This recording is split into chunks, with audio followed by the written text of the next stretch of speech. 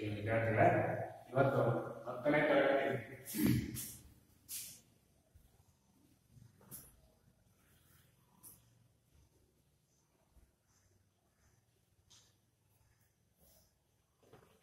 ಶಿಕ್ಷಣದಲ್ಲಿ ಪ್ರಾಯೋಗಿಕವಾಗಿ 10ನೇ ತರಗತಿ ವಿದ್ಯಾರ್ಥಿಗಳಿಗೆ ಈ ಕಡೆ ನೋಡಿದೆ. ಅಧ್ಯಾಯ 1ರಲ್ಲಿ ಪ್ರಾಯೋಗಿಕವಾಗಿ ವಾಲಿಬಾಲ್ ಆಡೋ ಬಗ್ಗೆ ಇವತ್ತು ತಿಳ್ಕೊಳ್ಳೋಣ. ಯಾವ್ಯಾವ ಸ್ಕಿಲ್ಸ್ಗಳಿದಾವೆ, ಏನೇನು ಮಾಡಬೇಕು, ಯಾವ ರೀತಿ ಅಂಕಣವನ್ನು ರಚನೆ ಮಾಡಬೇಕು ಎಂಬುದರ ಬಗ್ಗೆ ತಿಳ್ಕೊಳ್ಳೋಣ.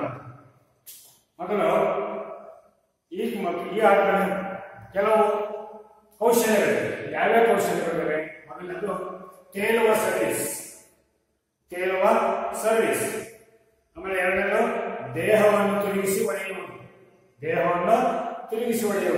ಈ ರೀತಿಯಾಗಿ ದೇಹವನ್ನು ತಿರುಗಿಸಿ ಹೊಡೆಯುವುದು ಮತ್ತು ಬ್ಲಾಕಿಂಗ್ ಮತ್ತು ವೈವಿಧ್ಯತೆ.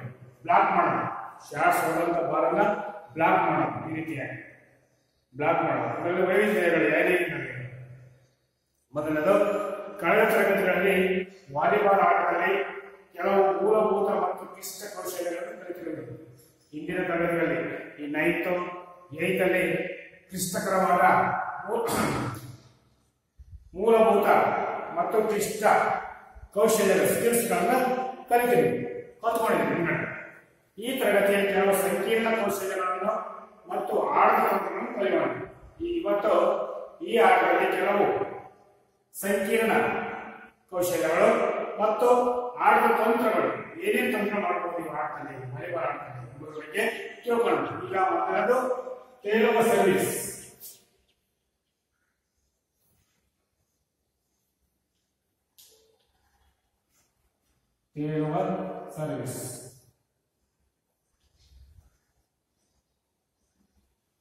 ಫ್ಲೋಟಿಂಗ್ ಸರ್ವಿಸ್ ಅಂತ ಇಂಗ್ಲಿಷ್ನಲ್ಲಿ ಫ್ಲೋಟಿಂಗ್. ಇದು ಚೆಂಡನ್ನು ಗಾಳಿಯಲ್ಲಿ ತನ್ನ ಪಥ ಬದಲಾಯಿಸಿ ತೇಲುತ್ತಾ ಹೋಗುವಂತೆ ಮಾಡುವ ಸರ್ವಿಸ್ ಕೌಶಲ್ಯವಾಗಿದೆ. ಇದನ್ನೇ ಮಾಡಬೇಕು ಅಂತಂದ್ರೆ, ತನ್ನ ಗಾಳಿಯಲ್ಲಿ ವಾಲಿಬಾಲ್ ಆಡುವ ಕೆಲವು ಇದು ಚೆಂಡನ್ನು ಗಾಳಿಯಲ್ಲಿ ತನ್ನ ಪಥ ಬದಲಾಯಿಸಿ ತನ್ನ ಚೆಂಡನ್ನು ಗಾಳಿಯಲ್ಲಿ ಬದಲಾಯಿಸುತ್ತೆ. ಆ ರೀತಿ ಹೊಡೆಯುವುದು, ತೇಲುತ್ತಾ ಹೋಗುವಂತೆ ಮಾಡುವ ಸರ್ವಿಸ್ ಕೌಶಲ್ಯವಾಗಿದೆ. ಅದರಲ್ಲಿ ನಿಲುವು, ಆಟಗಾರನ ನಿಲುವು ಯಾವ ರೀತಿ ಇರಬೇಕು ಎಂಬುದರ ಬಗ್ಗೆ ತಿಳ್ಕೊಳ್ಳೋಣ. ಆಟಗಾರನು ಸರ್ವಿಸ್ ವಲಯದಲ್ಲಿ ಎಡಗೈ ಚೆಂಡನ್ನು ಹಿಡಿದು ಡಯಾಗನಲ್ ಸ್ಟ್ಯಾನ್ಸ್ನಲ್ಲಿ ನಿಂತಿರಬೇಕು. ಯಾವ ರೀತಿಯಾಗಿ? ಎಡಗೈಯ ಚೆಂಡನ್ನು ಈ ರೀತಿಯಾಗಿ ಡಯಾಗನಲ್, ಎಡಗಾಲನ ಮುಂದೆ ಇಟ್ಬಿಟ್ಟು ಬಲಗಾಲನ ನೇರವಾಗಿ ಇಟ್ಬಿಟ್ಟು ಈ ರೀತಿಯಾಗಿ ನಿಂತಿರಬೇಕು. ಡಯಾಗನಲ್ ಸ್ಥಿತಿಯಲ್ಲಿ ಸರ್ವಿಸ್ ಮಾಡೋಕೆ. ಮತ್ತೆ ಹಿಡಿದು ಡಯಾಗನಲ್ ಸ್ಥಾನದಲ್ಲಿ ನಿಂತಿರಬೇಕು. ಭುಜಗಳು ನೆಟ್ಟಗೆ ಸಮಾಂತರವಾಗಿರಬೇಕು, ಭುಜಗಳು ನೇರವಾಗಿರಬೇಕು. ಈ ರೀತಿಯಾಗಿ ಅಲ್ವಾ, ನೇರವಾಗಿ ಭುಜಗಳು ಸಮಾನಾಂತರವಾಗಿರಬೇಕು. ದೇಹದ ಭಾಗವು ಎರಡೂ ಕಾಲುಗಳ ಮೇಲೆ ಸಮಾನಾಂತರವಾಗಿ ನಿಲ್ಲಬೇಕು. ಗುರಿ ನಿರ್ಮಿಸಬೇಕು. ನೋಡಿ, ಇಲ್ಲಿ ಬಾಲು ಇಟ್ಕೊಂಡಿರ್ತಾರೆ, ಭುಜ ನೇರವಾಗಿರಬೇಕು ಕರೆಕ್ಟ್ ಆಗಿ. ಬಲಗಾಲು ಎಡಗಾಲನ್ನ ಮುಂದೆ ಇಟ್ಬಿಟ್ಟು ಸ್ವಲ್ಪವಾಗಿ ಬಲಗಾಲ ನೇರವಾಗಿರಬೇಕು, ಭುಜ ನೇರವಾಗಿರಬೇಕು. ಈ ರೀತಿಯಾಗಿ ಸರ್ವಿಸ್ ಮಾಡಕ್ಕೆ ನಿಂತಿರಬೇಕು. ಇದು ಡಯಾಗನಲ್ ಸ್ಥಿತಿ. ಹೋಗಬೇಕಾ? ಈ ರೀತಿಯಾಗಿ ನಿಂತಿರಬೇಕು. ಇದು ಗುರಿಯಾಗಿರಬೇಕು. ನಿರ್ವಹಣೆ, ಎಕ್ಸ್ಕ್ಯೂಷನ್. ಚೆಂಡನ್ನು ಚಿಮ್ಮುವುದು, ಟಾಸ್ ಬಾಲ್. ಚೆಂಡನ್ನು ಯಾವ ರೀತಿ ಮೇಲಕ್ಕೆ ಚಿಮ್ಮುವುದು? ಚೆಂಡನ್ನು ಅವರ ನಿಲುವಿನ ಎತ್ತರಕ್ಕೆ ನೀರಿದಂತೆ ಎಡಗೈಯಿಂದ ತಲೆಯ ಮೇಲೆ ತೂರಬೇಕು. ದೇಹದ ಚಲನೆಯು ಲಯಬದ್ಧವಾಗಿರಬೇಕು. ನೋಡಿ, ಈ ರೀತಿಯಾಗಿ ಇಟ್ಕೊಂಡಿರ್ತೀರ ಬಾಲು, ಈ ರೀತಿಯಾಗಿ ಮೇಲಕ್ಕೆ ಚಿಮ್ಮಬೇಕು. ನಿಮಗೆ ಎಷ್ಟು ಬೇಕೋ ಅಷ್ಟು ನಿಮ್ಮ ಅಂದ್ರೆ ಕರೆಕ್ಟ್ ಆಗಿ, ಸುಮ್ಮನೆ ಜಾಸ್ತಿ ತೂರ್ಬಿಟ್ಟು ಒಂದು ಕೆಳ ಹೊಡೆಯಲ್ಲ. ನಿಮ್ಮ ನಿಲುವು ಎಷ್ಟು ಎತ್ತರ ಇದೆಯಾ ಅಷ್ಟಕ್ಕೆ ಬಲಗೈಯಿಂದ ಇರಬೇಕು ಅಲ್ವಾ. ಈ ರೀತಿಯಾಗಿ ಇರಬೇಕು ಸರ್ವಿಸ್ ಮಾಡಕ್ಕೆ. ನಿಲುವು ಕರೆಕ್ಟ್ ಆಗಿ ಎಷ್ಟು ಬೇಕೋ ಅಷ್ಟು ಇಟ್ಕೋಬೇಕು. ಎಡಗಾಲನ ಮುಂದೆ ಇಟ್ಬಿಟ್ಟು ಕೊನೆಯ ಹಂತದಲ್ಲಿ ಇಟ್ಕೋಬೇಕು. ಆಯ್ತಾ? ಈ ರೀತಿಯಾಗಿ ನಿಂತ್ಕೋಬೇಕು. ನಿಮಗೆ ಎಷ್ಟು ಬೇಕೋ ಅಷ್ಟು ಕುಯ್ಕೊಂಡು ಸ್ಮಾಶ್ ಮಾಡೋದು. ಗೊತ್ತಾಯ್ತಾ? ಮತ್ತೆ ಅದೇ ಚೆಂಡನ್ನು ಅವನ ನಿಲುವಿನ ಎತ್ತರಕ್ಕೆ ಮೀರದಂತೆ, ಅವನ ನಿಲುವು ನೀರು ಯಾವ ರೀತಿಯಾಗಿ ನಿಂತ್ಕೊಂಡಿರ್ತಾರೆ ಅದು ನೀರು ಮೀರದಂತೆ ಎಷ್ಟು ಬೇಕೋ ಅಷ್ಟು ಅಷ್ಟೇ ಎಡಗೈಯಿಂದ ತಲೆಯ ಮೇಲೆ ತೂರಿ, ಈ ರೀತಿಯಾಗಿ ಎಡಗೈಯಲ್ಲಿ ಭಾರವನ್ನು ತೂರಬೇಕು, ಮೇಲಕ್ಕೆ ತಲೆಯ ಮೇಲೆ ತೋರಬೇಕು. ದೇಹದ ಚಲನೆಯು ಲಯಬದ್ಧವಾಗಿರಬೇಕು, ನಮ್ಮ ದೇಹದ ಚಲನೆ ಕರೆಕ್ಟ್ ಆಗಿರಬೇಕು, ಲಯಬದ್ಧವಾಗಿರಬೇಕು. ಗೊತ್ತಾಯ್ತಾ? ಸರ್ವಿಸ್ ಕ್ರಮ ಅಂದ್ರೆ ಸರ್ವಿಸ್ ಆಕ್ಷನ್. ಸರ್ವಿಸ್ ಕ್ರಮ ಯಾವ ರೀತಿ ಸರ್ವಿಸ್ ಮಾಡಬೇಕು? ದೇಹದ ಭಾರವನ್ನು ಮುಂಗಾಲಿನ ಮೇಲೆ ಬದಲಾಯಿಸುತ್ತಾ ಪೃಷ್ಠ ಭಾಗವನ್ನು ಮುಂದಕ್ಕೆ ತಿರುಗಿಸಬೇಕು, ಜೊತೆಗೆ ಬಲಗೈಯನ್ನು ಚೆಂಡಿನ ಕಡೆಗೆ ತರುವುದು. ನೋಡಿ ಏನ್ ಹೇಳ್ತಾರೆ ಅಂತಂದ್ರೆ, ದೇಹದ ಭಾರವನ್ನು ಮುಂಗಾಲಿನ ಮೇಲೆ ಬದಲಾಯಿಸುತ್ತಾ, ಇಲ್ಲಿ ಮುಂಗಾಲು ಈ ರೀತಿಯಾಗಿ ಆಯ್ತಾ ಮೇಲಕ್ಕೆ ತೋರ್ಬಿಟ್ಟು ಮುಂಗಾಲಿನ ಮೇಲೆ ಭಾರವನ್ನು ಬಿಡಬೇಕು. ಆಯ್ತಾ? ಈ ರೀತಿಯಾಗಿ ಆಯ್ತಾ ಈ ರೀತಿಯಾಗಿ ಬದಲಾಯಿಸುತ್ತಾ ಮುಂಗಾಲಿನ ಮೇಲೆ ಬದಲಾಯಿಸುತ್ತಾ ವೃಷ್ಠಭಾಗ ಇದು ಮುಂದಕ್ಕೆ ತಿರುಗಿಸಬೇಕು, ಮುಂದಕ್ಕೆ ತಿರುಗಿಸಬೇಕು. ಈ ರೀತಿಯಾಗಿ ಗೊತ್ತಾ? ಈ ರೀತಿಯಾಗಿ ನಿಂತ್ಕೊಂಡಿರ್ತಲ್ಲ, ಈ ರೀತಿಯಾಗಿ ತಿರುಗಿಸಬೇಕು, ವೃಷ್ಠಭಾಗವನ್ನು ತಿರುಗಿಸಬೇಕು. ಜೊತೆಗೆ ಬಲಗೈಯನ್ನು ಚೆಂಡಿನ ಕಡೆಗೆ ತರಬಹುದು. ನಮ್ಮ ಬಲಗೈ ಹಿಂದೆ ಇರುತ್ತಲ್ಲ ಅದನ್ನ ಚೆಂಡಿನ ಕಡೆಗೆ ತರಬೇಕು ಮುಂದಕ್ಕೆ. ಸಂಪರ್ಕ ಯಾವ ರೀತಿಯಾಗಿ ಸಂಪರ್ಕ ಇರಬೇಕು? ಇಲ್ಲಿ ಸರ್ವಿಸ್ ಮಾಡೋದ್ರೆ ಇಲ್ಲಿ ಸರ್ವಿಸ್ ಮಾಡೋಕೆ ಸಂಪರ್ಕ, ಬೇರೆ ಬೇರೆ ಸಂಪರ್ಕ ಇರಬೇಕು. ಚೆಂಡನ್ನು ಅದರ ಹಿಂಭಾಗದಲ್ಲಿ ಎಡಭುಜದ ಸ್ವಲ್ಪ ಮುಂಭಾಗದಲ್ಲಿ ಅಂಗೈನ ಭಾಗದಿಂದ ನೇರವಾಗಿ ಸಂಪರ್ಕಿಸಬೇಕು. ನೋಡಿ ಏನ್ ಹೇಳ್ತಾರೆ ಅಂತಂದ್ರೆ, ಚೆಂಡನ್ನು ಅದರ ಹಿಂಭಾಗಕ್ಕೆ ಎಡಭುಜದ ಸ್ವಲ್ಪ ಭಾಗದಲ್ಲಿ, ಸ್ವಲ್ಪ ಮುಂಭಾಗದಲ್ಲಿ ಅಂಗೈನ ಭಾಗದಿಂದ ನೇರವಾಗಿ ಸಂಪರ್ಕಿಸಬೇಕು. ಹೀಗೆ ಹೊಡೆಯುವಾಗ ಅಂಗೈ ಪೂರ್ಣ ತೆರೆದಿರಬೇಕು ಮತ್ತು ಬೆರಳುಗಳನ್ನು ಹಿಂದೆ ಬಾಗಿಸಬೇಕು. ಹೊಡೆಯುವಾಗ ಅಂಗೈ ಮಣಿಕಟ್ಟು ಸ್ವಲ್ಪ ಹಿಂಬಾಗಿರಬೇಕು. ಅಂದ್ರೆ ನೀವು ಹೊಡೆಯಬೇಕಾದ್ರೆ ಈ ರೀತಿಯಾಗಿ ಮೇಲೆ ತೂರಿಕೆಲ್ಲ ಈ ರೀತಿಯಾಗಿ ಬೆರಳುಗಳು ಸ್ವಲ್ಪ ಹಿಂಭಾಗವಾಗಿರಬೇಕು. ಈ ರೀತಿಯಾಗಿ ಹೊಡೆಯೋದು. ಮೇಲಕ್ಕೆ ಎಷ್ಟು ಬೇಕೋ ಅಷ್ಟು ಅಂತ ತೂರ್ಕೊಂಡ್ಬಿಟ್ಟು ಹೊಡೆಯೋದು, ಸರ್ವಿಸ್ ಮಾಡೋದು. ಆಯ್ತಾ? ಈ ರೀತಿಯಾಗಿ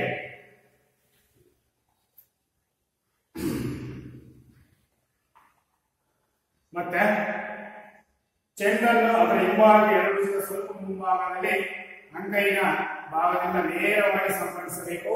ಹೀಗೆ ಹೊಡೆಯುವಾಗ ಅಂಗೈ ಪೂರ್ಣ ತೆರೆದಿರಬೇಕು. ಅಂಗೈ ಪೂರ್ಣ ತೆರೆದಿರಬೇಕು. ಈ ರೀತಿಯಾಗಿ ಬಾಲ್ ಆಯ್ತಾ? ಈ ರೀತಿಯಾಗಿ ಅಂಗೈ ಪೂರ್ಣ ತೆರೆದಿರಬೇಕು ಮತ್ತು ಬೆರಳುಗಳು ಹಿಂದೆ ಬಾಗಿಸಬೇಕು. ಬೆರಳುಗಳನ್ನ ಹಿಂದೆ ಬಾಗಿಸಬೇಕು. ಈ ರೀತಿಯಾಗಿ ಹೊಡೆಯುವಾಗ ಅಂಗೈ ಮಣಿಕಟ್ಟು ಸ್ವಲ್ಪ ಹಿಂಬಾಗಿರಬೇಕು. ಆಯ್ತಾ? ಸ್ವಲ್ಪ ಈ ರೀತಿಯಾಗಿ ಹೊಡಿತೀವ, ಸ್ವಲ್ಪ ಹಿಂಬಾಗಿರಬೇಕು. ಆಯ್ತು. ಈಗ ಅಂತ್ಯಾನುಗತ ಯಾವ ರೀತಿ ಫಾಲೋಅಪ್ ಮಾಡಬೇಕು ಅನ್ನೋದು. ಆಟಗಾರನು ಚೆಂಡಿನ ಸಂಪರ್ಕದ ನಂತರ ಕೈಯನ್ನು ಬಿಗಿಯಾಗಿ ಇಟ್ಟು ಚೆಂಡು ಚಲಿಸುವ ದಿಕ್ಕನ್ನು ಒಂದು ಕ್ಷಣ ಸೂಚಿಸುತ್ತಿರಬೇಕು. ಆಟಗಾರನು ಚೆಂಡಿನ ಸಂಪರ್ಕದ ನಂತರ, ಈ ಆಟಗಾರನು ಚೆಂಡಿನ ಸಂಪರ್ಕದ ನಂತರ ಏನ್ ಮಾಡಬೇಕಪ್ಪ ಅಂತಂದ್ರೆ, ಕೈಯನ್ನು ಬಿಗಿಯಾಗಿ ಹಿಡಿದು ಚೆಂಡು ಚಲಿಸುವ ದಿಕ್ಕನ್ನು ಒಂದು ಕ್ಷಣ ಸೂಚಿಸುತ್ತಿರಬೇಕು. ನೋಡ್ತಾ ಇರಬೇಕು, ಸೂಚನೆ ನೋಡ್ತಿರ್ಬೇಕಲ್ಲಿ ಯಾವ ರೀತಿ ಹೋಗುತ್ತೆ ಅಂತ ಹೇಳಿ. ಗೊತ್ತಾಯ್ತಾ? ಇಲ್ಲಿ ನೋಡಿದ್ರೆ ತೇಲುವ ಸರ್ವಿಸ್ ಯಾವ ರೀತಿ ಮಾಡ್ತಾರೆ ಅಂತ ಹೇಳಿ ಈ ಚಿತ್ರದಲ್ಲಿ ಪುಸ್ತಕ ಓಪನ್ ಮಾಡಿದ್ರೆ ಇಲ್ಲಿ ನೋಡಿ ತೇಲುವ ಸರ್ವಿಸ್ ಯಾವ ರೀತಿ ಮಾಡೋದು ಅಂತ ಹೇಳಿ. ಆಯ್ತಾ? ಬಾಲ್ ಮಾಡಿದರೆ ಆಮೇಲೆ ಇಲ್ಲಿ ಬಾಲ್ ತೂರಿನ ಮೇಲೆ ಬಾಲ್ ತೂರಿದಂತ ಬಾಲನ್ನ ಇಲ್ಲಿ ಹೊಡಿತಾ ಇದ್ದಾರೆ, ಇಲ್ಲೆಲ್ಲ ಹೊಡೆದಿದ್ದಾರೆ ಅಲ್ವಾ? ಈ 4 ಚಿತ್ರಗಳಿವೆ ಅಲ್ವಾ?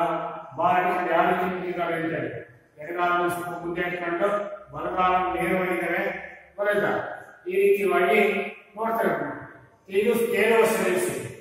ಇಲ್ಲಿ ನೋಡಿ ವಿದ್ಯಾರ್ಥಿಗಳಾಗಿ ಪುಸ್ತಕ ಓಪನ್ ಮಾಡಿದ್ರೆ ಚಿತ್ರ ನೋಡಿ, ಮೊದಲು ಬಾಲ್ ಮಾಡಿದರೆ ಇಲ್ಲಿ ನೋಡಿ ಯಾವ ರೀತಿ ಡಯಾಗ್ರಾಮ್ ಸ್ಥಿತಿಯಲ್ಲಿ ಮಾಡಿದರೆ. ಗೊತ್ತಾಯ್ತಾ?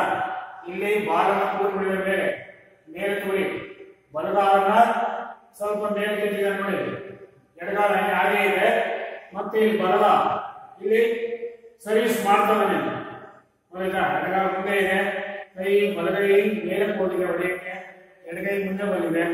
ಇಲ್ಲಿ ಸರ್ವಿಸ್ ಮಾಡಿ ನೋಡಿ ಯಾವ ರೀತಿಯಾಗಿ ಸರ್ವಿಸ್ ಮಾಡಿ.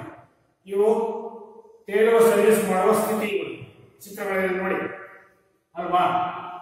ನೆಕ್ಸ್ಟ್ ದೇಹವನ್ನು ತಿರುಗಿಸಿ ಹೊಡೆಯುವುದು ಎರಡನೇ.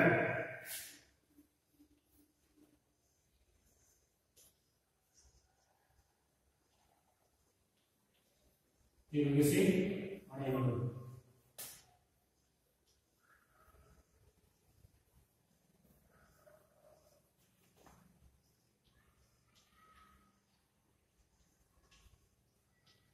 ದೇಹವನ್ನು ತಿರುಗಿಸಿ ಹೊಡೆಯುವುದು ಯಾವ ರೀತಿ? ಇದೊಂದು ಸಾಮಾನ್ಯವಾದ ಕೌಶಲ್ಯವಾಗಿದೆ. ಯಾವುದು ಈ ದೇಹವನ್ನು ತಿರುಗಿಸಿ ಹೊಡೆಯುವುದು ಅಂತಂದ್ರೆ ದೇಹವನ್ನು ತಿರುಗಿಸಿ ಹೊಡೆಯುವುದಲ್ಲ, ಬಾಲನ್ನು ಇಟ್ಕೊಂಡು ಯಾವ ರೀತಿಯಾಗಿ ಹೊಡೆಯಬೇಕು ಅಂದ್ರೆ ಇಲ್ಲಿ ನೋಡಿ, ದೇಹವನ್ನು ತಿರುಗಿಸಿ ಹೊಡೆಯುವುದು ಯಾವ ರೀತಿಯಾಗಿ ನೋಡಿ. ಚಿತ್ರ ನೋಡಿದೆ, ಚಿತ್ರಗಳು ಇಲ್ಲಿ ಮೇಲೆ ತಿರುಗಿಸಿ ಹೊಡೆಯುವುದು ಯಾವ ರೀತಿಯಾಗಿ ಅಲ್ವಾ. ಈಗ ಬಾಲ್ ಬಂದು ಈ ರೀತಿಯಾಗಿ ತಿರುಗಿಸಿ ಹೊಡೆಯುವ ದೇಹವನ್ನ ಅಲ್ವಾ. ಮತ್ತೆ ಈ ರೀತಿಯಾಗಿ ಬಾಲನ್ನು ಮೇಲೆ ಹೊಡೆಬಿಟ್ಟು ತಿರುಗಿಸಿ ಹೊಡೆಯೋದಕ್ಕೆ ಅಲ್ವಾ. ಈ ರೀತಿಯಾಗಿ ಚಿತ್ರದಲ್ಲಿ ನೋಡಿ, ಇದು ಸಾಮಾನ್ಯ, ಇದೊಂದು ಸಾಮಾನ್ಯ ವರ್ಗದ ಕೌಶಲ್ಯವಾಗಿದೆ. ಈ ಸಾಮಾನ್ಯ ವರ್ಗದ ಒಂದು ಸ್ಕಿಲ್ಸ್ ಆಗಿದೆ. ಇದರಲ್ಲಿ ವೃತ್ತಗಾರನು ಮೇಲಕ್ಕೆ ಜಿಗಿದು ಬ್ಲಾಕ್ ಅನ್ನು ಚಲನೆಯನ್ನು ಗಮನಿಸಿ ಗಾಳಿಯಲ್ಲಿರುವಾಗಲೇ ದೇಹವನ್ನು ತಿರುಗಿಸಿ ಹೊಡೆಯುತ್ತಾನೆ. ಇಲ್ಲಿ ನೋಡಿಲಿ, ಇದರಲ್ಲಿ ವೃತ್ತಗಾರನು ಏನ್ ಮಾಡ್ತಕ್ಕಂಥಪ್ಪ ಅಂದ್ರೆ ಮೇಲಕ್ಕೆ ಜಿಗಿದು, ನೋಡಿ ಮೇಲೆ ಜಿಗಿದು ನೋಡಿ, ಹೊಡೆತಗಾರ ಜಿಗಿದು ಬ್ಲಾಕ್ ಅನ್ನು ಚಲನೆಯನ್ನು ಗಮನಿಸಿ, ಇಲ್ಲಿ ಬ್ಲಾಕ್ ಮಾಡಕ್ಕೆ ಹೋಗಿರ್ತಾನೆ. ಈ ರೀತಿಯಲ್ಲಿ ಗಟ್ಟಿನ ಬಗ್ಗೆ ಬ್ಲಾಕ್ ಮಾಡಕ ಅವನ ಚಲನೆಯನ್ನು ಗಮನಿಸಿ ಗಾಳಿಯಲ್ಲಿರುವಾಗಲೇ ಮೇಲ್ಗಡೆ ಇರುವಾಗಲೇ ತಿರುಗಿಸಿ ಹೊಡೆಯುತ್ತಾನೆ. ದೇಹವನ್ನು ತಿರುಗಿಸಿ ಹೊಡೆಯುತ್ತಾನೆ. ಏನ ಬಾಲನ್ನ ಸ್ಮ್ಯಾಶ್ ಮಾಡಕ ಸರ್ವಿಸ್ ಮಾಡಕ ಹೊಡೆಯುತ್ತಾನೆ. ಈ ಸಂದರ್ಭದಲ್ಲಿ ಹೊಡೆತಗಾರನು ತನ್ನ ಜಿಗಿತದ ಅತ್ಯಂತ ಎತ್ತರದಲ್ಲಿ ಚೆಂಡನ್ನು ಸಂಪರ್ಕಿಸುತ್ತಾನೆ. ದೇಹದ ತಿರುವಿಕೆ ವೇಗವಾಗಿ ಆಗುತ್ತದೆ. ಈ ಸಂದರ್ಭದಲ್ಲಿ ಏನಾಗುತ್ತಪ್ಪ ಅಂತಂದ್ರೆ ಹೊಡೆತಗಾರನು ಏನ್ ಮಾಡ್ತಾನೆ ಅಂತಂದ್ರೆ ತನ್ನ ಜಿಗಿತದ ಅತ್ಯಂತ ಎತ್ತರದಲ್ಲಿ ಚೆಂಡನ್ನು ಸಂಪರ್ಕಿಸುತ್ತಾನೆ. ಮೇಲ್ಗಡೆ ಅತ್ಯಂತ ವೇಗದಲ್ಲಿ ಮತ್ತು ದೇಹ ತಿರುಗಿ ವೇಗವಾಗಿ ಆಗುತ್ತದೆ. ಈ ರೀತಿಯಾಗಿ ದೇಹ ತಿರುಗಿಸೋದು ಹೊಳಿತಾ, ಆ ರೀತಿಯಾಗಿ ದೇಹವನ್ನು ವೇಗವಾಗಿ ಚಲಿಸುತ್ತಾನೆ. ಏನ್ ಮಾಡ್ತಾನೆ ಅಂದ್ರೆ ಈ ಸಂದರ್ಭದಲ್ಲಿ ಹೊಡೆತಗಾರನು ತನ್ನ ಜಿಗಿತದ ಅತ್ಯಂತ ಎತ್ತರದಲ್ಲಿ ಅಲ್ವಾ, ಅತ್ಯಂತ ಎತ್ತರದಲ್ಲಿ ಚೆಂಡನ್ನು ಸಂಪರ್ಕಿಸುತ್ತಾನೆ. ದೇಹದ ತಿರುಗುವಿಕೆಯು ವೇಗವಾಗಿ ಆಗುತ್ತದೆ. ನಮ್ಮ ದೇಹದ ತಿರುಗುವಿಕೆಯು ವೇಗವಾಗಿ ಆಗುತ್ತದೆ, ವೇಗವಾಗಿ ಆಗುತ್ತದೆ. ನಿಲುವು ಮತ್ತು ಪ್ರವೇಶ ಅಂದ್ರೆ ಸ್ಟಾನ್ಸ್ ಅಂಡ್ ಅಪ್ರೋಚ್ ಇಂಗ್ಲಿಷ್ ನಲ್ಲಿ. ನಿಲುವು ಮತ್ತು ಪ್ರವೇಶ ಯಾವ ರೀತಿಯಾಗಿ? ಚಲನೆಯು ನೆಟ್ಟಿಗೆ ಸ್ವಲ್ಪ ಸಮಾಂತರವಾಗಿದ್ದು ಡಯಾಗ್ನಲ್ ಸ್ಟಾನ್ಸ್ ನಲ್ಲಿ ನಿಂತಿರಬೇಕು. ನೋಡಿ ನಿಂತಿಲ್ಲ ನೋಡಿದ್ರೆ ಈ ರೀತಿಯಾಗಿ ನಿಂತಿರಬೇಕು. ಏನೋ ಚಲನೆಯು ನೆಟ್ಟಿಗೆ ಸ್ವಲ್ಪ ಸಮಾಂತರವಾಗಿರ್ಬೇಕು. ನಮ್ಮ ಚಲನೆ ನೆಟ್ಟಿಗೆ ಸಮಾನಾಂತರವಾಗಿರ್ಬೇಕು ವಾಗಿದ್ದು ಡಯಾಗ್ನಲ್ ಸ್ಥಿತಿ ಅಂದ್ರೆ ಡಯಾಗ್ನಲ್ ಸ್ಥಿತಿ. ಮುಂದೆ ಬಿಟ್ಟು ಸ್ವಲ್ಪ ಬಾಯಿಬಿಟ್ಟು ಸ್ಟಾನ್ಸ್ ನಲ್ಲಿ ನಿಂತಿರಬೇಕು. ಮೊದಲ ಎರಡು ಹೆಜ್ಜೆಗಳು ಚಿಕ್ಕದಾಗಿದ್ದು ಕೊನೆಯ ಹೆಜ್ಜೆ ಸ್ವಲ್ಪ ದೊಡ್ಡದಾಗಿರಬೇಕು.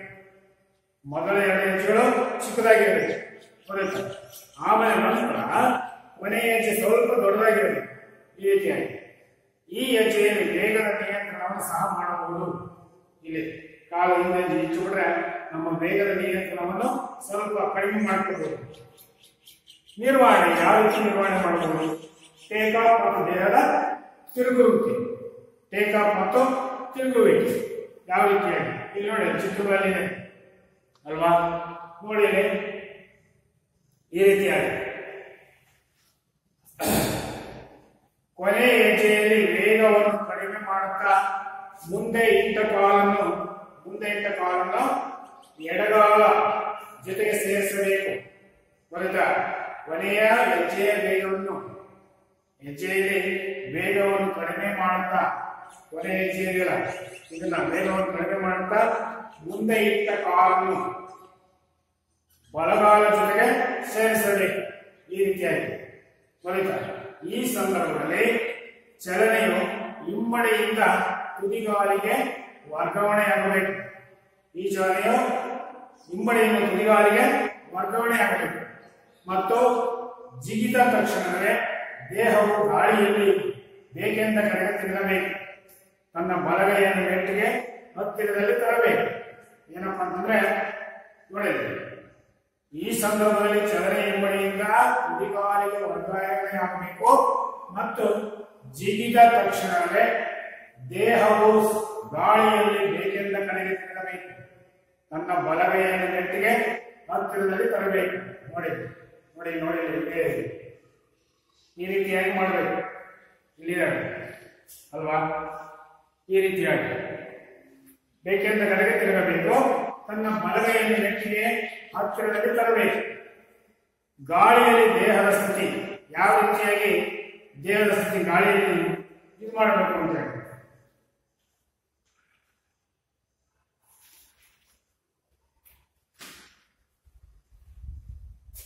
ನೋಡಿ. ಹೊಡೆತಗಾರನು ಗಾಳಿಯಲ್ಲಿ ತನ್ನ ದೇಹವನ್ನು ಬಿಲ್ಲಿನ ಆಕಾರದಲ್ಲಿ ಹಿಂದಕ್ಕೆ ಬಾಗಿಸುತ್ತಾ ಎಡಗೈಯನ್ನು ಮುಂದಕ್ಕೆ ತರುತ್ತಾನೆ. ಹೊಡೆಯುವ ಕೈಯನ್ನು ತಲೆಯ ಹಿಂಭಾಗಕ್ಕೆ ತೆಗೆದುಕೊಂಡು ಹೋಗಿ ಹೊಡೆಯುವುದಕ್ಕೆ ಸಿದ್ಧನಾಗಿರುತ್ತಾನೆ. ಹೊಡೆತ ಈ ರೀತಿಯಾಗಿ ನೋಡಿ, ಈ ರೀತಿಯಾಗಿ ಅಲ್ವಾ? ಹಿಂದಕ್ಕೆ ಹೊಡೆಯುವ ಕೈಯನ್ನು ಹಿಂದೆ ತರಬೇಕು. ಎಡಗೈಯನ್ನು ಮುಂದೆ ಇರುತ್ತೆ ಅಲ್ವಾ? ಚಿತ್ರದಲ್ಲಿ ನೋಡಿ, ಇಲ್ಲಿ ಚಿತ್ರದಲ್ಲಿ ನೋಡಿ ಈ ರೀತಿಯಾಗಿ ಏನೋ ಹೊಡೆತಗಾರನು ಗಾಳಿಯಲ್ಲಿ ತನ್ನ ದೇಹವನ್ನು ಬಿಲ್ಲಿನಾಕಾರ ಅಲ್ವಾ ಹಿಂದಕ್ಕೆ ಬಾಗಿಸುತ್ತಾ ನೋಡಿ, ಹಿಂದಕ್ಕೆ ಬಾಗಿಸುತ್ತಾ ಎಡಗೈಯನ್ನು ಮುಂದಕ್ಕೆ ತರುತ್ತಾನೆ. ಈ ರೀತಿಯಾಗಿ ಎಡಗೈಯನ್ನು ಮುಂದಕ್ಕೆ ತರುತ್ತಾನೆ. ಒಡೆಯುವ ಕೈಯನ್ನು ತಲೆಯ ಹಿಂಭಾಗಕ್ಕೆ ತೆಗೆದುಕೊಂಡು ಹೋಗಿ ಒಡೆಯುವುದಕ್ಕೆ ಸಿದ್ಧನಾಗಿರ್ತಾನೆ. ಈ ರೀತಿಯಾಗಿ ಅಲ್ವಾ? ಬಲಗೈ ಎಡಗೈ ಮುಂದೆ ಹೋಗುತ್ತೆ. ಹೊಡೆಯಕ್ಕೆ ಬಿಲ್ಲಿನ ಆಕಾರದಲ್ಲಿ ಹಿಂದಕ್ಕೆ ಬಾಗಬೇಕು. ಈ ರೀತಿಯಾಗಿ ಎಡಗೈಯನ್ನು ಹಿಂದೆ ಬಲಗೈಯನ್ನು ತಲೆಯ ಹಿಂಭಾಗ ಹೋಗ್ತಿರಬೇಕು. ಏನು ಹೊಡೆತಗಾರನು ಗಾಳಿಯಲ್ಲಿ ದೇಹವನ್ನು ಬಿಲ್ಲಿನ ಆಕಾರದಲ್ಲಿ ಹಿಂದಕ್ಕೆ ಬಾಗಿಸುತ್ತಾ ಎಡಗೈಯನ್ನು ಮುಂದಕ್ಕೆ ತರುತ್ತಾನೆ. ಒಡೆಯುವ ಕೈಯನ್ನು ಹಿಂಭಾಗಕ್ಕೆ ತೆಗೆದುಕೊಂಡು ಹೋಗಿ ಹೊಡೆಯುವುದಕ್ಕೆ ಸಿದ್ಧನಾಗಿರ್ತಾನೆ ಅಲ್ವಾ? ಚೆಂಡಿನ ಜೊತೆ ಸಂಪರ್ಕ. ನಾವು ಚೆಂಡಿನ ಜೊತೆಯಲ್ಲಿ ಯಾವ ರೀತಿ ಸಂಪರ್ಕವನ್ನು ಹೊಂದಬೇಕು?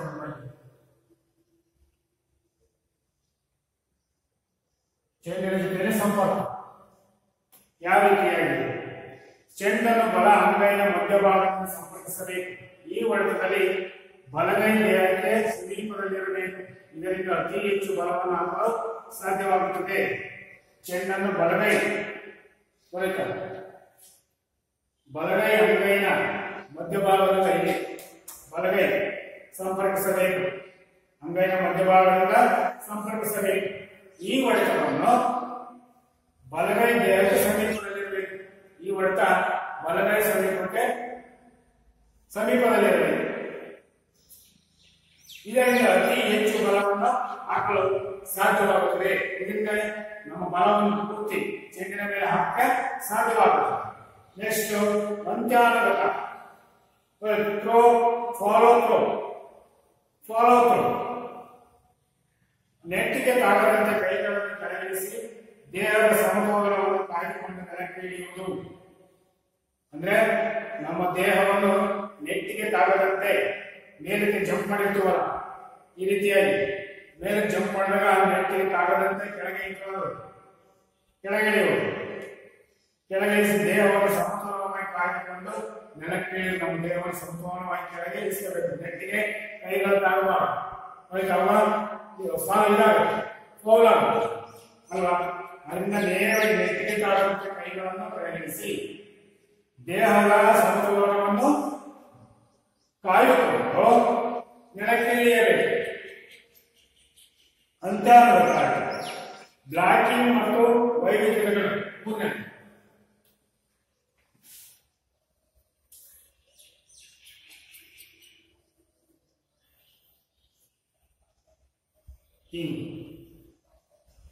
ಬ್ಲಾಕಿಂಗ್ ಮತ್ತು ವೈವಿಧ್ಯಗಳು.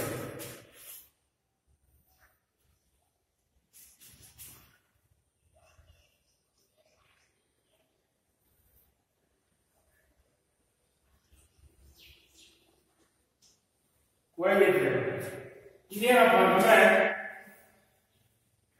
ಎದುರಾಳಿಗಳ ಆಕ್ರಮಣವನ್ನು ತಡೆಯಲು ಬ್ಲಾಕ್ ಕೌಶಲ್ಯ ಅತ್ಯಂತ ಸಹಕಾರಿ. ನೋಡಿ, ಎದುರಾಳಿಗಳ ಆಕ್ರಮಣವನ್ನು ಆ ಕಡೆಯಿಂದ ಬರುವಂತಹ ಆಕ್ರಮಣವನ್ನು ತಡೆಯಲು ಬ್ಲಾಕ್ ಕೌಶಲ್ಯ, ಬ್ಲಾಕ್ ಮಾಡೋದು, ನೆಟ್ಟಿನ ಮೇಲೆ ಜಿಗಿದು ಆ ಶಾರ್ಟ್ ನಾವು ಬ್ಲಾಕ್ ಮಾಡೋದು. ಈ ರೀತಿಯಾಗಿ ಜಂಪ್ ಮಾಡಿ ನೋಡಿ, ಜಂಪ್ ಮಾಡೋದ್ರಲ್ಲಿ ಬ್ಲಾಕ್ ಮಾಡೋದಿಲ್ಲ, ನೆಟ್ಟಿನ ಪಕ್ಕದಲ್ಲಿ ಈ ರೀತಿಯಾಗಿ ಜಂಪ್ ಮಾಡೋದ್ರ ಮೇಲೆ ಈ ರೀತಿಯಾಗಿ ಜಂಪ್ ಮಾಡಿಬಿಟ್ಟು ಬ್ಲಾಕ್ ಮಾಡ್ತಾನೆ. ಇದು ಬ್ಲಾಕ್ ಕೌಶಲ್ಯ ಅತ್ಯಂತ ಸಹಕಾರಿಯಾಗಿದೆ. ಎದುರಾಳಿ ತಂಡದ ಹೊಡೆತಗಾರ ಜಿಗಿದು ಹೊಡೆಯುವ ಸಂದರ್ಭದಲ್ಲಿ ಪ್ರತಿಯಾಗಿ ಬ್ಲಾಕ್ ಮಾಡಲಾಗುತ್ತದೆ. ಏನಂತಂದ್ರೆ ಎದುರಾಳಿ ತಂಡದ ಹೊಡೆತಗಾರ ಜಿಗಿದು ಹೊಡೆಯುವ ಸಂದರ್ಭದಲ್ಲಿ ಪ್ರತಿಯಾಗಿ ಬ್ಲಾಕ್ ಮಾಡಲಾಗುತ್ತದೆ. ಜಂಪ್ ಮಾಡಿ ಹೊಡೆಯುವ ಎದುರಾಳಿ ತಂಡದ ಆಟಗಾರರಂದ್ರೆ ಜಗದು ನೇರಕ್ಕೆ ಜಿಗಿದು ಬ್ಲಾಕ್ ಮಾಡ್ತಾನೆ. ಇದು ಸಹಕಾರಿಯಾಗುತ್ತದೆ. ಬ್ಲಾಕ್ ಮಾಡುವ ಹೊಡೆತಗಾರ ಹೊಡೆಯುವ ಸಮಯವನ್ನು ಗಮನಿಸಿ ರಕ್ಷಣಾ ತಂಡದ ಮುಂದಿನ ಸಾಲಿನ ಆಟಗಾರ ಜಿಗಿದು ಜಾಳಿಗೆಯ ಮೇಲ್ಭಾಗದಲ್ಲಿ ಕೈಗಳನ್ನು ಚಾಚಿ ಈ ನೈಪುಣ್ಯತೆಯನ್ನು ನಿರ್ವಹಿಸಬೇಕು. ನೋಡಿ, ಏನಂತಂದ್ರೆ ಹೊಡೆತಗಾರ ಹೊಡೆಯುವ ಸಮಯವನ್ನು ಗಮನಿಸಿ ಆ ಕಡೆಯಿಂದ ಹೊಡೆದಾಗ ಹೊಡೆಯುವ ನೋಡ್ಕೊಂಡೇ ಇರಬೇಕು. ಯಾವ ರೀತಿಯ ಹೊಡೆತ ಗಮನಿಸಬೇಕು. ರಕ್ಷಣಾ ತಂಡದ ಮುಂದಿನ ಸಣ್ಣ ಆಟಗಾರ ಜಿಗಿದು ಜಾರಿಗೆಯ ಮೇಲ್ಭಾಗದಲ್ಲಿ ಕೈ ಚಾಚಬೇಕು. ಈ ಕಡೆ ಹೊಡೆತಡೆ ಬಂದಲ್ಲ, ಇತರ ಆಟಗಾರರನ್ನು ರಕ್ಷಣಾ ಆಟಗಾರ ಜಿಗಿದು ಜಾಳಿಗೆಯ ಮೇಲೆ ಜಿಗಿದು ಈ ರೀತಿಯಾಗಿ ಬ್ಲಾಕ್ ಮಾಡ್ತಿರ್ಬೇಕು ಅಲ್ವಾ.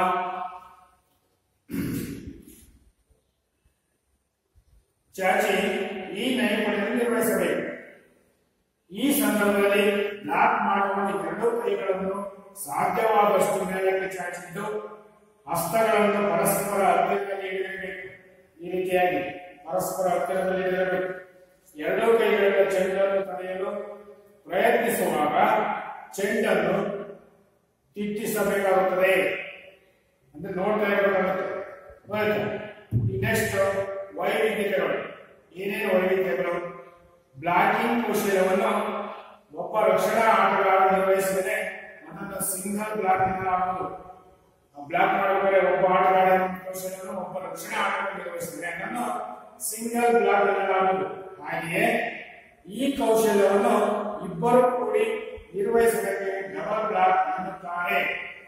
ನೋಡಿ, ವೈವಿಧ್ಯಗಳು ಏನಪ್ಪಾ ಅಂತಂದ್ರೆ ಬ್ಲಾಕಿಂಗ್ ಕೌಶಲ್ಯವನ್ನು ಒಬ್ಬ ರಕ್ಷಣಾ ಆಟಗಾರ ನಿರ್ವಹಿಸಿದರೆ ಅದನ್ನು ಸಿಂಗಲ್ ಬ್ಲಾಕ್ ಎಂದು ಕರೆಯುತ್ತಾರೆ. ಅದನ್ನೇ ಹಾಗೆ ಈ ಕೌಶಲ್ಯವನ್ನು ಇಬ್ಬರು ಕೂಡಿ ನಿರ್ವಹಿಸುವುದಕ್ಕೆ ಡಬಲ್ ಬ್ಲಾಕ್ ಎನ್ನುತ್ತಾರೆ. ಇಬ್ಬರು ನಿರ್ವಹಿಸಿದ್ರೆ ಒಬ್ಬರು ಮಾಡೋ ಬ್ಲಾಕ್ ನಿರ್ವಹಿಸಿದ್ರೆ ಸಿಂಗಲ್ ಬ್ಲಾಕ್ ಅಂದ್ರೆ ಇಬ್ಬರು ಜೋಡಿ ನಿಂತ್ಕೊಂಡು ಬ್ಲಾಕ್ ಮಾಡಿದ್ರೆ ಅವರಿಗೆ ಡಬಲ್ ಬ್ಲಾಕ್ ಎನ್ನುತ್ತಾರೆ. ಅದೇ ರೀತಿ ಕೆಲವೊಮ್ಮೆ ಮುಂದಿನ ಸಾಲಿನ ಮೂರು ರಕ್ಷಣಾಗಾರರು ಕೂಡಿ ಬ್ಲಾಕ್ ನಿರ್ವಹಿಸಬೇಕಿರ್ತೀವ. ಇಲ್ಲಿ ಮುಂದಿನ ಆಟಗಾರ ಇಲ್ಲಿ ಇಬ್ಬರು ಮಾಡಿದ್ರೆ ಡಬಲ್ ಬ್ಲಾಕ್ ಅಂತಾರೆ, ಇಲ್ಲಿ ಒಬ್ಬ ಮಾಡಿದ್ರೆ ಸಿಂಗಲ್ ಬ್ಲಾಕ್ ಅಂತ ಕರೀತಾರೆ. ಮೂರು ಜನ ಸೇರಿ ಮಾಡೋದಕ್ಕೆ ಟ್ರಿಬಲ್ ಬ್ಲಾಕ್ ಎಂದು ಕರೆಯುತ್ತಾರೆ. ರಕ್ಷಣಾ ಆಟಗಾರರು ಕೂಡಿ ನಿರ್ವಹಿಸುವುದಕ್ಕೆ ಟ್ರಿಬಲ್ ಬ್ಲಾಕ್ ಎಂದು ಕರೆಯುತ್ತಾರೆ.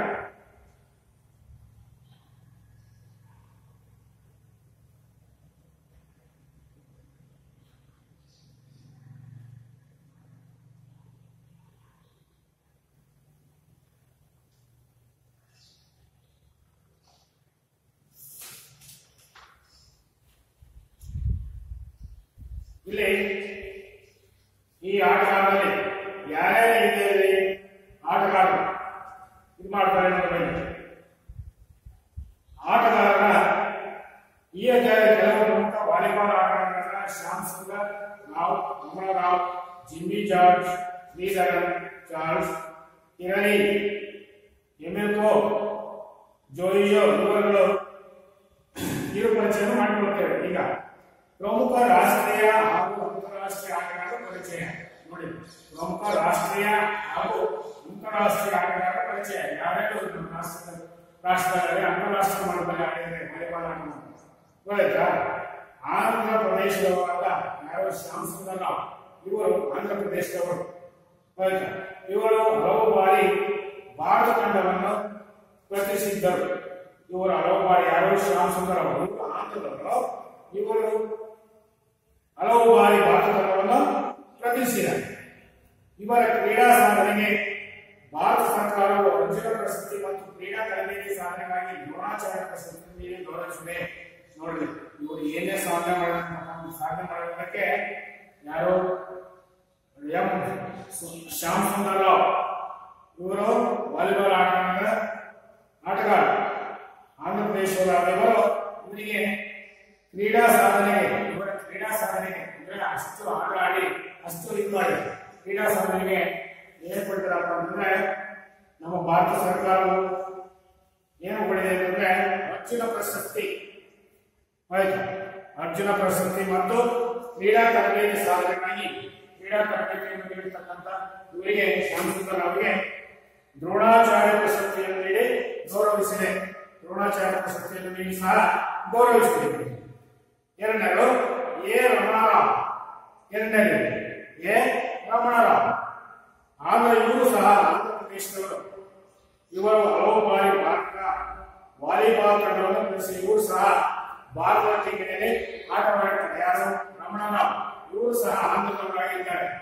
ಇವರಿಬ್ಬರು ಹಲವು ಬಾರಿ ಭಾರತ ವಾಲಿಬಾಲ್ ತಂಡವನ್ನು ಇವರ ಸಾಧನೆಯನ್ನು ಗಮನಿಸಿ ಇವರ ಹಾಡಿದ ಸಾಧನೆಯನ್ನು ಗಮನಿಸಿ ನಮ್ಮ ಭಾರತ ಸರ್ಕಾರವು ಅರ್ಜುನ ಪ್ರಶಸ್ತಿ ಮತ್ತು ದ್ರೋಣಾಚಾರ್ಯ ಪ್ರಶಸ್ತಿಯನ್ನು ನೀಡಿ ಗೌರವಿಸಿದೆ. ತರಬೇತಿಗಾರರಿಗೆ ನೀಡುವ ಪ್ರಶಸ್ತಿ ದ್ರೋಣಾಚಾರ್ಯ ಪ್ರಶಸ್ತಿ, ಆಟಗಾರರಿಗೆ ನೀಡುವ ಪ್ರಶಸ್ತಿ ಅರ್ಜುನ ಪ್ರಶಸ್ತಿ. ನೆನಪಿಡಬೇಕು ಯಾವ್ಯಾವ ಪ್ರಶಸ್ತಿಗಳು ಯಾರ್ಯಾರು ಏನೇನು ಕೊಡ್ತಾರೆ. ಅರ್ಜುನ ಪ್ರಶಸ್ತಿಯನ್ನು ಆಟಗಾರರಿಗೆ ಕೊಡ್ತಾರೆ, ದ್ರೋಣಾಚಾರ್ಯ ಪ್ರಶಸ್ತಿಯನ್ನು ಯಾರಿಗೆ ಕೊಡ್ತಾರೆ ತರಬೇತುದಾರರಿಗೆ ನೀಡ್ತಾರೆ. ದ್ರೋಣಾಚಾರ್ಯ ಪ್ರಶಸ್ತಿಯನ್ನು ಅರ್ಜುನ ಪ್ರಶಸ್ತಿ ಮತ್ತು ದ್ರೋಣಾಚಾರ್ಯ ಪ್ರಶಸ್ತಿಯನ್ನು ನೀಡಿ ಗೌರವಿಸಿದರು. ಯಾರಿಗೆ ರಮಣರಾವ್ ಮತ್ತು ಶ್ಯಾಮ್ ಸುಂದರ್ ಅವರಿಗೆ ಇಬ್ಬರಿಗೂ ಅಷ್ಟೇ ಅರ್ಜುನ ಪ್ರಶಸ್ತಿ ಮತ್ತು ದ್ರೋಣಾಚಾರ್ಯ ಪ್ರಶಸ್ತಿ ನೀಡಿ ಗೌರವಿಸಿದರು. ಮೂರನೇವರು ಜಿಮ್ಮಿ ಜಾರ್ಜ್ ಇವರು ಕೇರಳದವರು. ಯಾರು ಮೂರನೇವರು ಜಿಮ್ಮಿ ಜಾರ್ಜ್ ಕೇರಳದವರಾದ ಇವರು ಭಾರತದ ಅತ್ಯುತ್ತಮ ಆಟಗಾರರಲ್ಲಿ ಒಬ್ಬರಾಗಿದ್ದರು. ಇವರು ಸಹ ಕೇರಳದವರು. ಇವರು ಸಹ ವಾಲಿಬಾಲ್ ಟೀಮ್ನಲ್ಲಿ ಅತ್ಯುತ್ತಮ ಆಟಗಾರರಾಗಿ ಕಾರ್ಯನಿರ್ವಹಿಸಿದ್ದಾರೆ. ಇಟಲಿ ದೇಶದ ಖಾಸಗಿ ತಂಡದ ಪರವಾಗಿ ಆಡುತ್ತಿದ್ದ ಇವರು ಕಾಲು ದುಃಖದಲ್ಲಿ ಇಟಲಿಗೆ ಮೃತಪಟ್ಟರು. ನೋಡಿ ಇಂಥ ಕ್ಲಿಷ್ಟಕರವಾದ ಸಂದರ್ಭ ಇವರಿಗೆ. ಇವರು ಸಹ ಭಾರತದ ಖಾಸಗಿ ತಂಡದ ಪರವಾಗಿ ಆಡ್ತಾ ಇದ್ರು. ಆಡುತ್ತಿದ್ದ ಇವರು ಕಾರು ಅಪಘಾತದಲ್ಲಿ ಇಟಲಿಯಲ್ಲೇ ಮೃತಪಟ್ಟರು. ನೆಕ್ಸ್ಟ್ ನಾಲ್ಕನೇದು ಜೆ.ಇ. ಶ್ರೀಧರನ್ ಇವರು ತಮಿಳುನಾಡಿನವರು. ಜೆ.ಇ. ಶ್ರೀಧರನ್ ಪುಸ್ತಕ ನೋಡ್ಕೊಳ್ಳಿ. ತಮಿಳುನಾಡಿನವರ ಇವರು ಭಾರತದ ಅತ್ಯುತ್ತಮ ಸೆಟ್ಟರ್ ಆಗಿದ್ದರು. ಇಲ್ಲಿ ಸೆಟ್ಟರ್ ಪಾಸ್ಗಳಲ್ಲಿ ಅತ್ಯುತ್ತಮ ಪಾಸ್ ಅಂದ್ರೆ ಬಾಲನ್ನು ಸೆಟ್ ಮಾಡ್ಕೊಳ್ಳೋದು. ಯಾರಿಗೆ ಇದು ಶಾಸ್ತ್ರಗಳಲ್ಲಿ ಇವರಿಗೆ ಇವರು ಸೆಟ್ಟರ್ ಆಗಿದ್ದರು. ಅತ್ಯುತ್ತಮ ಸೆಟ್ಟರ್ ಆಗಿದ್ರು. ಪಾಸ್ತ್ರದಲ್ಲಿ ನಿಪುಣತೆಯನ್ನು ಪಡ್ಕೊಂಡಿದ್ರು. ಯಾರೋ ಶ್ರೀಧರನ್ ಅತ್ಯುತ್ತಮ ಸೆಟ್ಟರ್ ಆಗಿದ್ದರು. ಭಾರತದ ವಿವಿಧ ವಯೋಮಾನ ತಂಡಗಳನ್ನು ತರಬೇತಿಗೊಳಿಸುವ ಜವಾಬ್ದಾರಿ ಹೊಂದಿರುತ್ತಾರೆ. ಇವರು ಅಷ್ಟೇ ಭಾರತದ ವಿವಿಧ ವಯೋಮಾನ ತಂಡಗಳಂದ್ರೆ ಹಂತ ಹಂತವಾಗಿ ಈಗ 10 ವರ್ಷದವರ ಟೀಮ್, 15 ವರ್ಷದವರ ಟೀಮ್, 20 ವರ್ಷ, 25 ವರ್ಷ, 30 ಹಂತವಾಗಿ ವಯೋಮಾನ ಅವರ ವಯಸ್ಸಿಗೆ ತಕ್ಕಂತೆ ಒಂದು ಟೀಮ್ ತಯಾರು ಮಾಡ್ತಾ ಇದ್ರು. ತಯಾರು ಮಾಡಿ ಅವರಿಗೆ ತರಬೇತಿ ಕೊಡ್ತಾ ಇದ್ರು. ಯಾರು?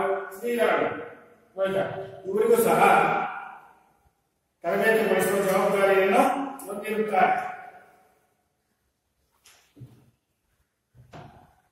Next Charles Kiraly. Charles Kiraly ಇವರು 3ನೇ ನವೆಂಬರ್ 1960ರಲ್ಲಿ ಅಮೆರಿಕದ ಮಿಚಿಗನ್ನಲ್ಲಿ ಜನಿಸಿದ್ದು ವಾಲಿಬಾಲ್ ಅನ್ನು ಪ್ರಖ್ಯಾತಿ ಪಡೆಯುತ್ತಾರೆ. ಅಂತಾರಾಷ್ಟ್ರೀಯ ಮಟ್ಟದಲ್ಲಿ ಪ್ರಸಿದ್ಧಿಯಾಗಿದ್ದು ಕ್ರೀಚಿ ಎಂಬ ಅಡ್ಡ ಹೆಸರಿನಿಂದ ಕರೆಯಲ್ಪಟ್ಟಿದ್ದಾರೆ. ಯಾರನ್ನ? ಚಾರ್ಲ್ಸ್ ಕಿರಲಿ ಅಲ್ವಾ? ಚಾರ್ಲ್ಸ್ ಕಿರಲಿ 3ನೇ ನವೆಂಬರ್ 1960ರಲ್ಲಿ ಅಮೆರಿಕದ ಮಿಚಿಗನ್ನಲ್ಲಿ ಜನಿಸಿದ್ದು ವಾಲಿಬಾಲ್ ನಲ್ಲಿ ಪ್ರಖ್ಯಾತಿ ಪಡೆದಿರುತ್ತಾರೆ. ಅಂತಾರಾಷ್ಟ್ರೀಯ ಮಟ್ಟದಲ್ಲಿ ಪ್ರಸಿದ್ಧಿಯಾಗಿದ್ದು ಕರಾಚಿ ಎಂಬ ಅಡ್ಡ ಹೆಸರಿನಿಂದ ಕರೆಯಲ್ಪಡುತ್ತಾರೆ. ಇವರನ್ನ ಚಾರ್ಲ್ಸ್ ಕಿರಲಿ ಅವರನ್ನ 20ನೇ ಶತಮಾನದ ವಿಶ್ವಶ್ರೇಷ್ಠ ಆಟಗಾರ,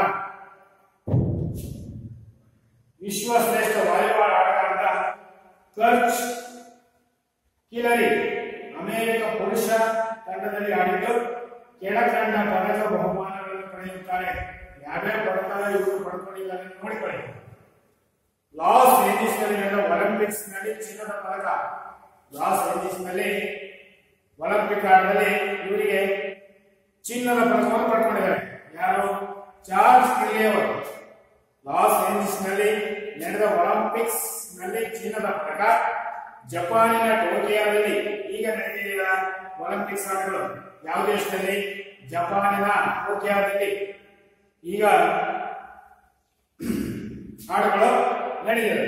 ಒಲಿಂಪಿಕ್ ಆಟಗಳು ಜಪಾನಿನ ಟೋಕಿಯೋದಲ್ಲಿ ನಡೆದ ವಿಶ್ವಕಪ್ ಟೈಟಲ್, ಪ್ಯಾರಿಸ್ ನಲ್ಲಿ ನಡೆದ ವಿಶ್ವ ಚಾಂಪಿಯನ್ಶಿಪ್ ಟೈಟಲ್, ಆಮೇಲೆ ಸಿಯೋಲ್ ನಲ್ಲಿ ನಡೆದ ಒಲಿಂಪಿಕ್ಸ್ ನಲ್ಲಿ ಚಿನ್ನದ ಪದಕ ಪಡೆದುಕೊಂಡಿದ್ದಾರೆ. ಯಾರು? ಚಾರ್ಲ್ಸ್ ಕಿರಲಿ ಅವರು. ಅಂತಾರಾಷ್ಟ್ರೀಯ ವಾಲಿಬಾಲ್ ಸಂಸ್ಥೆಯ ಬೀಚ್ ವಾಲಿಬಾಲ್ ಒಲಿಂಪಿಕ್ಸ್ ನಲ್ಲಿ ಚಿನ್ನದ ಪದಕ.